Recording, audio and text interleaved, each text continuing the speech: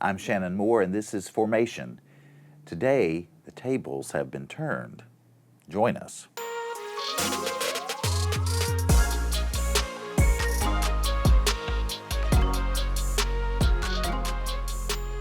I'm Shannon Moore, and this is Formation, a weekly podcast from University Christian Church in Fort Worth, Texas, where every week I sit down and ask people about their faith and the formation thereof. However, we're going to switch things up a little bit. I have with me here today Russ Peterman, the senior minister here at University Christian Church. He was on the podcast several weeks ago and said that he wanted to interview me. So we're going to switch spots. Right now? Yeah? Let's do it. All right.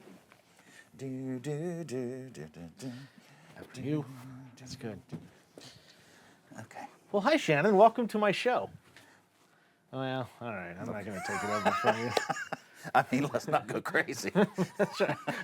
I'll give up the seat 1 week, but that's it. Yeah. Yeah, well, Things feel very different over here. It does. It's a whole different perspective on life, isn't it? So I realized recently when you were interviewing me that you've done such a great job over the weeks and months and now probably going on years of interviewing folks, and we don't have an opportunity to get to know you. Okay. And so I thought this would be a good time to do that. So as you always do, let's start with kind of tell me about your faith background and your formation growing up. Okay. I grew up in North Carolina, eastern North Carolina, really rural. That's a very hard word for me to say. Yeah, you did a great job. Area. And the church was of the Free Will Baptist denomination. Yeah. So all the Baptist-y stuff that you would expect, but not part of the Southern Baptist Convention. So a congregational Okay. church. Non-denominational, but It No? was part of It a was part of a denomination. denomination. We had, there was a, it's sort of like the Disciples of Christ in that there was a loose structure, okay. but there was no hierarchy of, Okay. there was nobody to tell us what Okay. to do or where Right. money had to go, that Yeah. sort of thing. Okay. We called our own ministers, Okay. that sort of thing. Yeah. I loved church so much when I was a kid. Sunday school was my very favorite thing. We had children's church. I loved children's church. As I got older, I even liked going to worship except for the sermon. As a preacher, that hurts my heart. I know. That hurts I'm my sorry. heart. I'm sorry.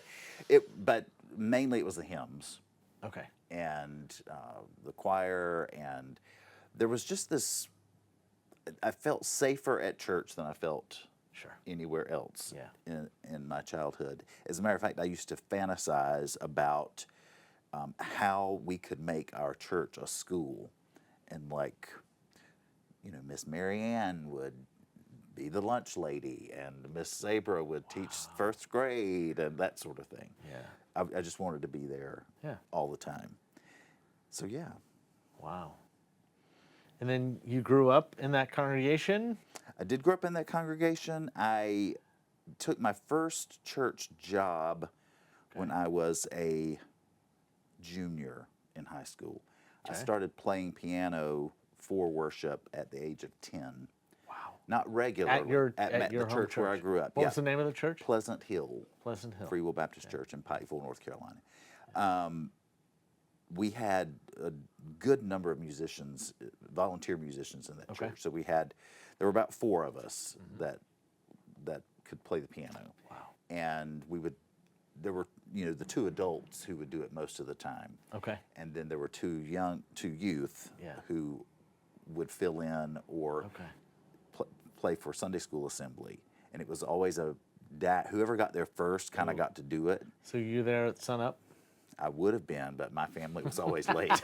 So then I would be a little bitter that I didn't Yeah. get to play for Sunday school assembly. Yeah. Because I played better than the other girl. Of course. I Of thought. course. Yeah. So then when I was in the 11th grade, there was another Baptist church in the neighborhood that was in need of a pianist, and they offered me my first paid position. Wow. And that was an interesting experience because the man who picked the hymns, it was a small church. He just did it on a volunteer basis, and he sort of was the worship leader. Okay. Many times I would get to church on Sunday and have no idea what hymns we were going to sing that Sunday. Wow. And during the sermon, I would see him looking through the hymnal, and he'd look at me across the room and go, Wow. So you were playing by sight. so I'd sight look reading. at it and I'd say, yeah, or I don't know that I one. love that. So I did that for about a year. And then I never really got back into my home church ever again. Like Oh, really? after that year, I tried to go back, but then I was getting ready for college, and Yeah. things were. I just sort of drifted away from that congregation. And then I served. I went to a little Baptist college for 2 years, and I played for the Sunday morning chapel Okay. service there, which 9 times out of 10 was me and the chaplain. So we'd go in, chat for a little bit, and then I'd get my check and walk out the door. Every once in a while there'd be a couple of students 2 or or some 3. trustees or something Yeah. there, but most of the time it was just the 2 of us. That's funny. Then I transferred to the university, East Carolina University, and got a job at a Disciples of Christ church, not okay. far from where my parents live. Yeah. That was my first introduction to Disciples of Christ, other than when I used to spend summers with my aunt. She lived in town, which I thought was very fancy, and they had a library you could walk to, which it was just a dream come true. Game changer. And so I'd have to walk by a Disciples of Christ church to Okay. get to the library, and the parentheses always annoyed me. Yeah. I remember, being a kid and walking by, like, why is that in parentheses? Yeah. But who would have thought that years Here later? you are, here years I am. later.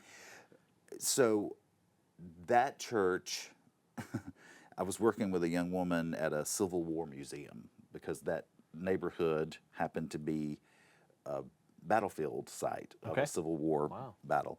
And I mentioned to this young woman I was working with that I was looking for a church job. And she said, I think my dad's church is looking for a piano player. So she gave me his number. He came to my house. He gave me the key to the church and said, Sunday school's at 10 and church is at 11. We'll see you on Sunday. I never played a note. I never interviewed with anybody. He just gave me the key to the church. Wow. That when you were That was when I was in college. in college. Okay. Wow. Yeah. Wow. And that was that the That Disciples was the Disciples Church. Yeah, Wow. that was my introduction to the Disciples of Christ. Wow. We have a little bit higher rigorous interview processes now. We do. At least I hope. As somebody who does some of that interviewing, Right, I exactly. can promise you that we do. But I guess he knew who my dad was, and Yeah. just assumed if I was applying for the church job, I Yeah. knew how to play hymns. So So I want to back up a little bit Okay. to the Pleasant Hill Free Will Baptist Church. Mm-hmm. Tell me about the theology of that church, because I sense that it is somewhat different than some of the theology of yeah, our church.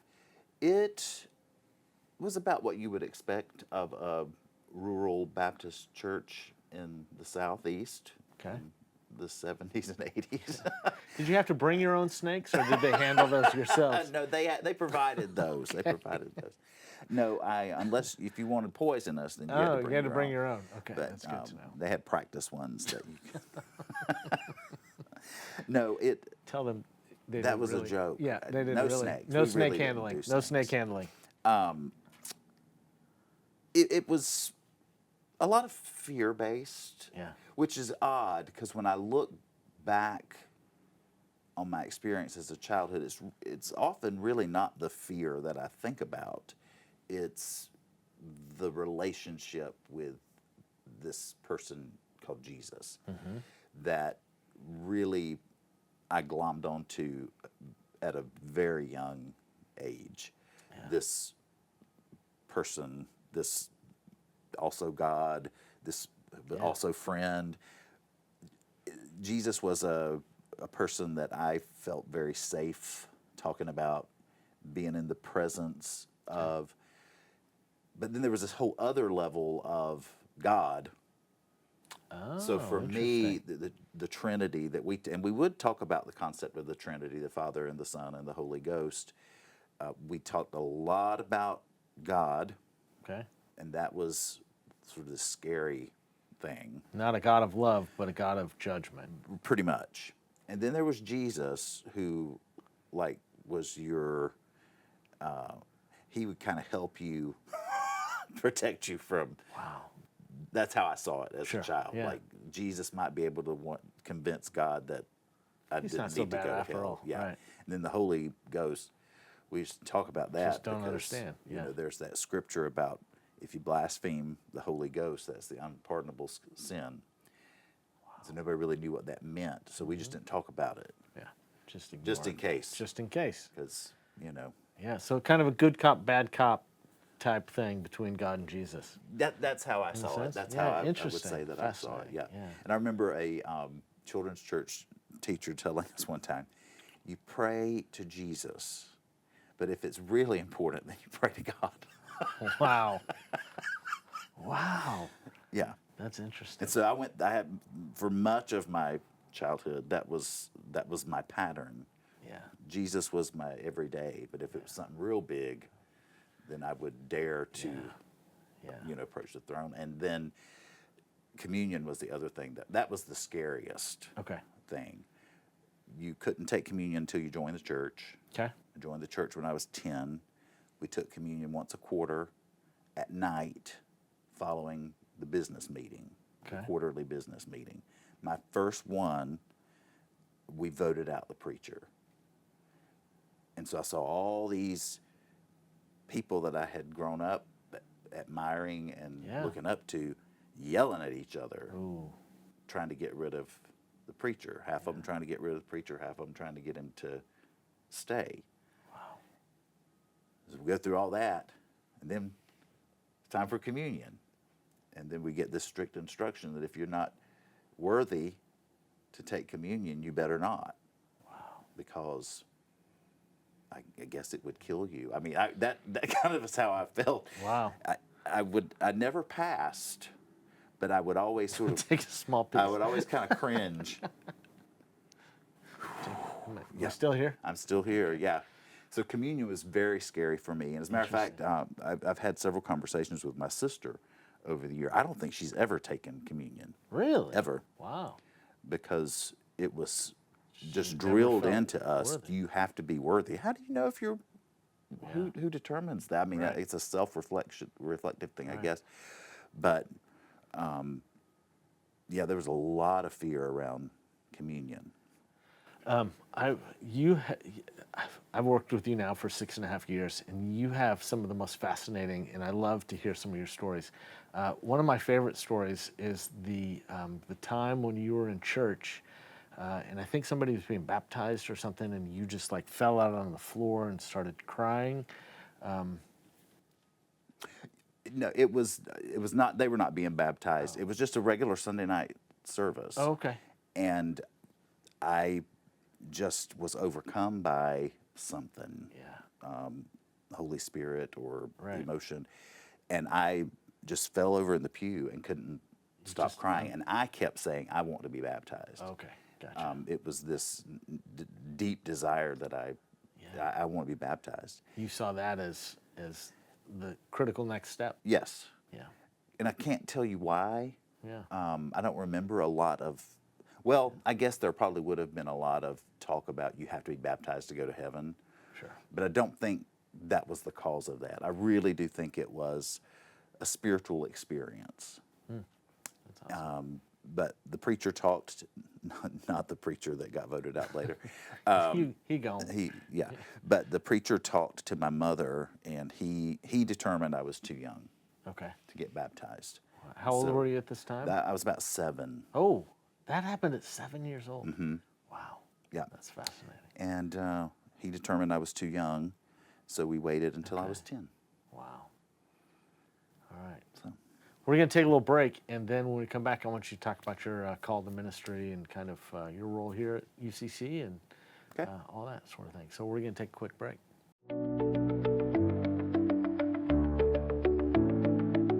I'm Bill Shelton, longtime member of UCC and also a longtime member of the choir.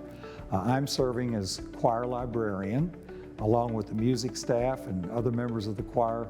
We're responsible for getting the music out and getting ready for rehearsals and also for Sunday morning services and any special services that we do. Behind me is the choir library, where we have approximately 1,850 anthems that have all been cataloged put in boxes. I've been a member of the choir for many, many years, and I enjoy being a part of it. I certainly enjoy taking this part of being the librarian for the choir. Anything that I can do to serve the choir, to serve my church, is certainly something that I want to continue. And we're back, Shannon. Welcome back. Hope you enjoyed the break. Thank you. Yes, Yeah, I feel good. completely rested. Okay, good. As I mentioned before, I would love to hear sort of the story of your call to ministry and kind of how you got here. You know, I always sort of felt that I would have a life in the church somehow, whether that meant just being a very active adult. As a child, I could always sort of envision myself taking up the offering or, being the Sunday school superintendent or some leadership and maybe being a preacher, but wasn't sure. And then as I got a little bit older and realized that I'm a gay person, some of the messages that I was hearing was that was a very bad thing and would most likely send you to hell and really would prevent you from going into ministry. Serving the church. So when I got to college, I struggled with that for a very long time. At the Disciples of Christ Church where I started to serve, there was a minister there who was very kind, very good friend to me, and he was preaching one Sunday, and I was sitting there, and it just hit me. That's what I need to do. I can do that. Yeah. So we went to lunch. I think I was out of college at this point. I was working at an insurance company.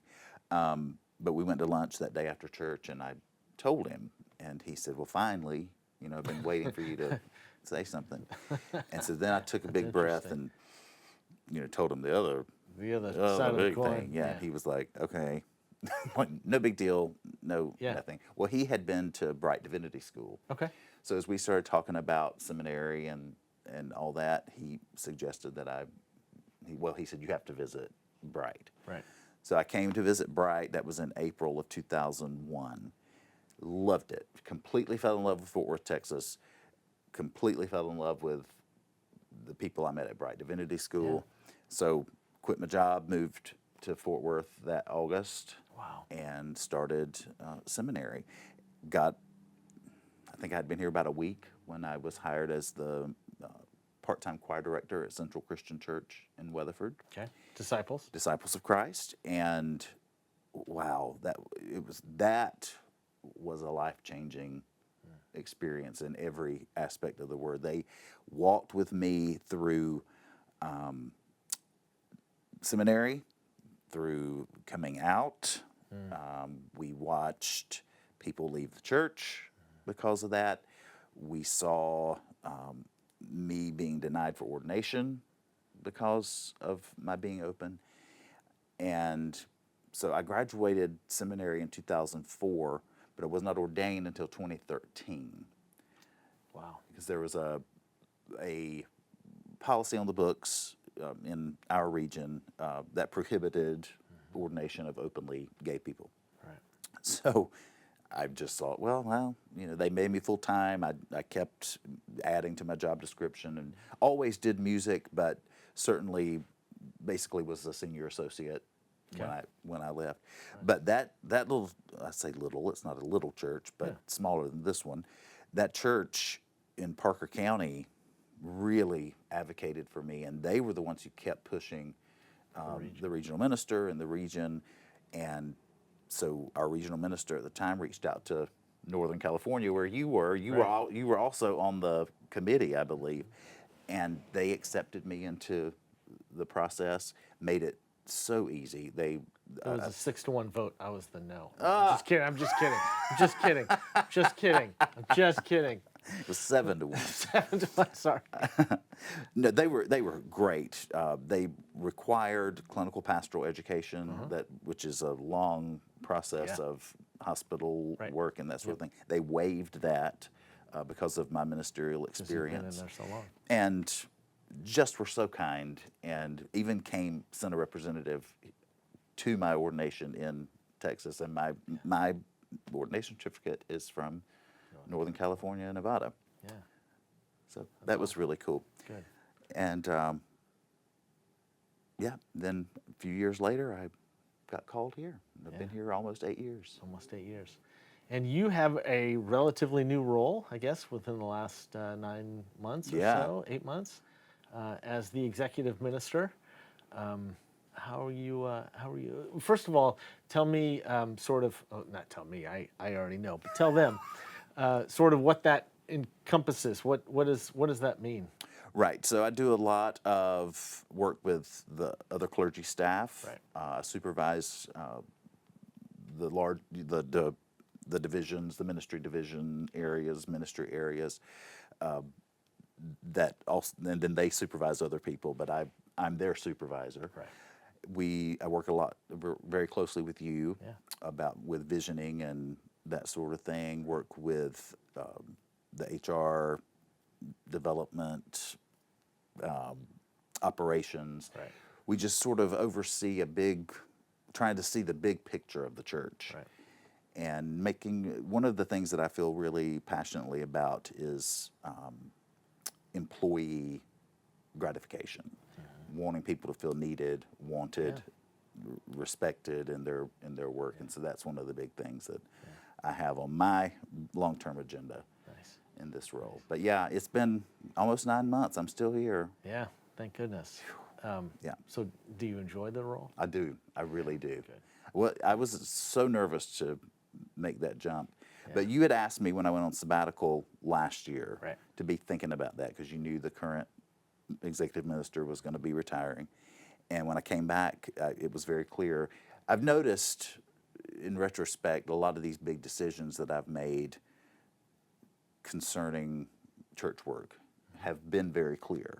Oh, Because that's great. I knew when it was time to go to seminary. I didn't even look at another seminary. I knew when I got this is Right. the place. I knew when I interviewed at the church in Weatherford that this is the place. Yeah. When I interviewed here, I knew I was going to get this. I knew I was going to get it. Yeah. So, and that felt right too. This Yeah. switch to the executive role Great. felt right. Good. So, Good. feel good about that. That's awesome. Well, let me just tell you, you are doing an amazing job. You're crushing it. Thank you. And I really deeply appreciate all that you do and the way that you do it. And I know that I'm not alone in that. We just have a little bit of time left. Tell us, one of the things that you went through a couple years ago, you went through the process of becoming a spiritual director and a bunch of training and that sort of thing. So, and I know, so spiritual formation and spiritual development is really important. Rather than talk about that process, I would love to hear about some of your practices and how how your faith is formed. And Yeah.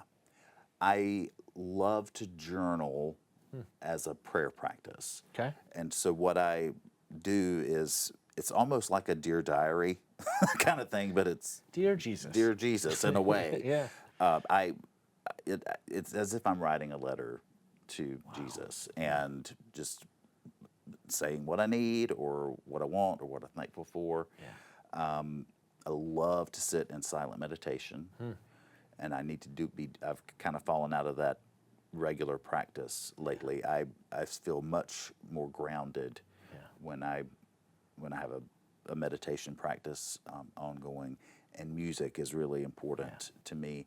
I do want to share really quickly, when I was a kid, my favorite music group was not any of the pop singers that were on the radio, but it was a Southern gospel group called the Rex Nealon Singers. Rex Nealon was the father, and his daughter was in it, her husband. There were two others. They were my Beatles. Wow. And there was one woman named Janet Paschal who was in that group. She left, and it was like when Paul left the beat, like I was crushed. Oh my goodness. You know, how would I go on Yeah. if Janet was not in Right. the Nealons? And that group, we sang a lot of their stuff. My mother and a cousin and I had a trio, Okay. and we would sing at church in different churches, and Yeah. we sang a lot of their music. They were very influential, not only on my music background, but on my faith development. Okay. A lot of my theology came from the songs that they sang. Yeah. And unfortunately, the Nealon family, what remains, Kelly, her husband, she has two daughters. One of those daughters, they were on a plane and perished in a plane crash a few weeks ago. And I just mentioned that because, one, I would like for people to keep that family in prayer, but their music was such a huge part of my upbringing. I haven't followed them in recent years. My love of their music is sort of lives in this time period of when I was a child, but I would, when they would come through, I would just make my mother take me to wherever they were. One week I saw them 3 times. And when I'm feeling spiritually low or dry, I can pull out those old albums, and it's like an oasis for my soul. So I'm very appreciative of them and sad for their family. Sure, yeah. Wow, thank you for sharing that. I know we're almost out of time, but there's a couple things that I still want to ask you about. Okay. One, we're talking about spiritual formation. You've also been through a bit of a physical transformation in the last 6 months, and I'm a firm believer that in incarnational spirituality, and that our bodies are an important part of our spiritual development. So, do you want to talk a little bit about? I don't want to, put you on the spot, but tell us about that journey. Yeah, I can do this pretty quickly, I think. Lost my dad about 2.5 years ago, and when that happened, I just ate everything I could get my hands on. It was how I dealt with my grief, just kind of pushed all that down.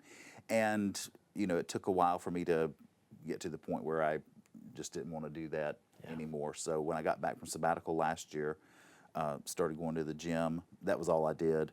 But at the first of this year, I started doing Weight Watchers on an app, and upped my gym attendance and went back to yoga. And so, I feel it's been, I think it is, as you said, that spirit-body connection has been really important. Yeah, So good.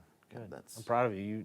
You look great. And, thanks. And you're healthier, not just physically, but I can tell also emotionally and spiritually. Thank you. I do feel that. Yeah, good. And the last thing that I want to talk to you about is I want to ask you about your dish soap collection. Oh, Lord. Okay, so I'm sort of obsessed with the 70s. The 1970s. The 1970s. The decade. The decade, yes. So I have a console TV. I have a console stereo. I have the big fork and spoon in my kitchen. But I also have a collection of vintage dish soap from the 60s through the 80s. A collection of vintage dish soap. I just want to make sure that you heard that correctly. My oldest bottle is a bottle of Thrill that's probably over 50 years old. And what do you do with this vintage dish soap? I just smell it. It brings me peace. Like Joy dishwashing liquid doesn't smell like that anymore. But my bottle smells like it should. And where does one find vintage eBay. dish soap? eBay. Yeah. eBay. And how many bottles do you have? I have about 8. And you don't use it like to clean dishes. No, You I just smell it. And look at it. and look at it. Okay. Yeah, Okay. that's good. You are one of the most unique people that I've ever met in my life. You're also one of my favorite people in this whole world. And I love you, and I love working with you, and I love calling you my friend. Thank you so much. I really appreciate that. And this has been really fun. I've enjoyed it. And I hope you've enjoyed it. Thank you for joining us. If you would like to share your story on formation, I hope that you'll email me, formation@uccftw.com. Take care. Have a great week.